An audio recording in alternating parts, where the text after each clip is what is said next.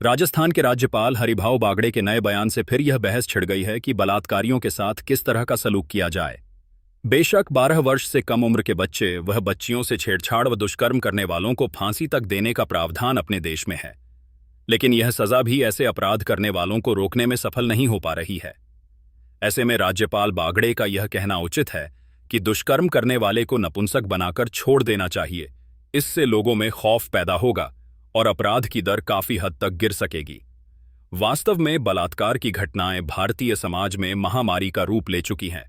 तमाम तरह के कानून बनाए गए, लेकिन दुधमुही बच्चियों तक से हैवानियत होती रहती है, जो बताती है कि बलात्कारी की निम्न मानसिकता के इंसान हैं। उनको हर स्त्री देह उपभोग की वस्तु लगती है, जबकि कहीं किसी धर्म ग्रंथ में इस तरह की सोच का जिक्र नहीं है। भारतीय संविधान ने बलात्कारियों के पर कतरने के तमाम उपाय कर रखे हैं, लेकिन बलात्कार की घटनाएं रुकने का नाम नहीं ले रही हैं। आंकड़े बताते हैं कि देश में हर 15 मिनट पर बलात्कार की एक घटना घट रही है।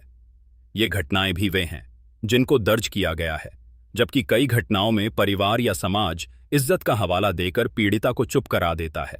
साफ है, ऐसी घटनाओं को यदि रोकना है तो सभी को मिलकर काम करना होगा। महिलाओं को तो अपने हक के लिए मजबूती से खड़ा होना ही चाहिए। साथ ही कानून के रास्ते भी दोषियों को सख्त सजा दी जानी चाहिए। इसलिए बलात्कारियों को नपुंसक बना देना सबसे प्रभावी उपाय जान पड़ता है। वैसे भी कुछ समय जेल की हवा खाने के बाद यह तय नहीं है कि बलात्कारी सुधर ही जाते हैं। कई मामलों में तो भी कहीं ज्यादा आक्रामक होते दिखे हैं और पीड़िता या जेल भेजने वालों के खिलाफ फिर से बर्बरता करने की कोशिश करते रहते हैं। हमें ऐसे लोगों को रोकना ही होगा, जिसका एकमात्र उपाय महामहिम राज्यपाल जी ने सुझाया है। समाधान की दिशा में पहल अब स्त्री को ही करनी होगी, जिसे प्रकृति ने शक्ति का भी रूप दिया है। अगर इस देश का कानून बलात्कारियों को नपुंसक बना देने का साहस नहीं दिखा सकता, तो कम से कम स्त्री को इतना ताकतवर जरूर बनाएं कि वह स्वयं जब बलात्कारी को दंड दे तो उसके हिस्से में आई कानूनी जांच का मानवीय दृष्टि से मूल्यांकन हो। क्या भारत में ऐसा हो सकता है? भारत का कानून अपराधियों को दंडित करने की बजाय उनके आंतरिक सुधार पर जोर देता है। इसी कारण से जेलों को सुधार गृह भी कहते हैं, ताकि वहां जाकर कैदी अपने आचरण में सुधार ला सके और अपराध से दूरी बनाकर नए तरीके से जीवन को आगे बढ़ा सके। ऐसे में अगर कोई इंसान बलात्कारी को नपुंसक बना देने की बातें कहे, तो वह परोक्ष रूप से भारत के कानून पर अपना अविश्वास जता रहा है। वह शायद इस बुनियादी सोच से भी दूर है कि भारत का कानून बेशक लचीला है, लेकिन हर परिस्थितियों में पीड़ित के साथ खड़ा रहने को प्रतिबद्ध है। देखा जाए तो आज भी हमारे देश में इतनी कानूनी व्यवस्थाएं हैं कि दुष्कर्मियों को अपने अपराध की उचित सजा मिल सकती है। कई मामलों में तो फांसी की सजा तक का प्रावधान किया गया है। इसलिए कानून में गड़बड़ी नहीं है। हाँ, उसे लागू करने में कई ऐसी चूक हो जाती हैं जिसकी कीमत पीड़िता को चुकानी पड़ती है। इसलिए अगर हम ऐसे छिद्रों को बंद कर सकें तो पीड़िता को समय पर उचित न्याय दे सकते हैं। इसके लिए हमें सबसे पहले अदालतों से मुकदमों का बोझ कम करना होगा।